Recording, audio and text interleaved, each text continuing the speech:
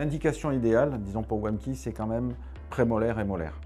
Il faut être réaliste. Pourquoi? Parce qu'on a une surface, on a réellement une surface d'appui. Pour les antérieurs, c'est quand même beaucoup plus délicat, justement parce qu'on n'a pas de surface d'appui, enfin pas une surface plane. Nous, on a fait des tests, on a fait des WAMKI plus petits que le WAMKI numéro 1, parce que contrairement aux idées reçues, plus l'instrument est petit, plus il est efficace, mais malheureusement, plus il est fragile. Et je ne pouvais pas commercialiser un instrument plus fragile que le WAMKI numéro 1, parce qu'en fait, on me l'aurait cassé de façon systématique et j'aurais passé mon temps à faire du SAV.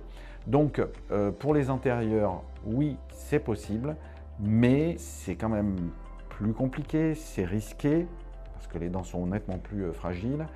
Et donc je recommande de ne l'utiliser que lorsqu'il y a un enjeu économique très important. Par exemple, je ne sais pas moi, vous avez un bridge qui est décellé sur le secteur postérieur et pas le secteur antérieur. Du coup, vous devez déceler la couronne sur le secteur antérieur. Et du coup, bon, ben là, effectivement, l'enjeu financier peut justifier de tenter sa chance.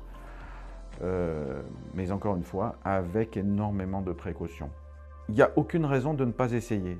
Pourquoi? Parce que de toute manière, si vous n'utilisez pas WAMKI, vous allez devoir couper la couronne. Donc, quitte à couper, tentez votre chance avec WAMKI et moi, je vous garantis que vous avez énormément de chances d'y arriver. Et dans tous les cas où ça va fonctionner, bah, vous aurez économisé votre temps, vos fraises et vous vous serez donné une chance de réutiliser votre couronne de façon au moins provisoire, voire permanente. C'est en fait ce qu'on utilise quand on utilise WAMKI, c'est en fait des principes assez basiques de mécanique et la colle n'est pas capable de résister à ces principes. Si ces adhésifs étaient aussi puissants, vous n'auriez pas des patients qui arrivent de temps en temps avec la couronne dans la main, enfin la couronne ou le bridge, c'est-à-dire que la couronne s'est décellée spontanément. Tous ces adhésifs ont quand même eux aussi des limites. Évidemment, là aussi, on a une problématique, c'est que le matériau est particulièrement difficile à couper.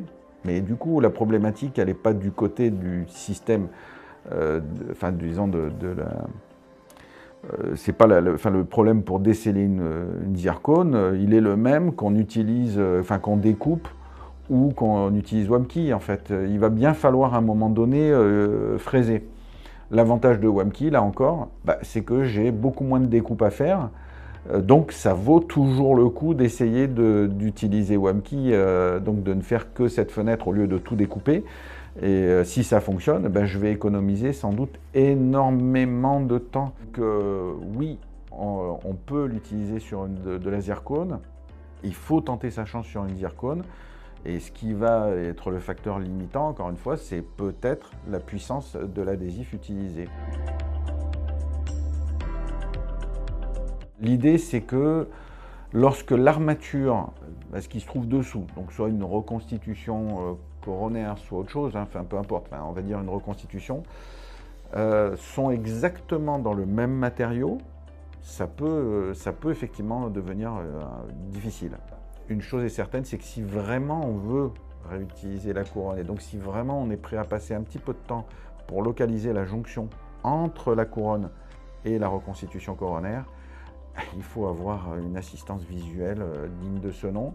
Alors, à minima des loupes et idéalement un microscope.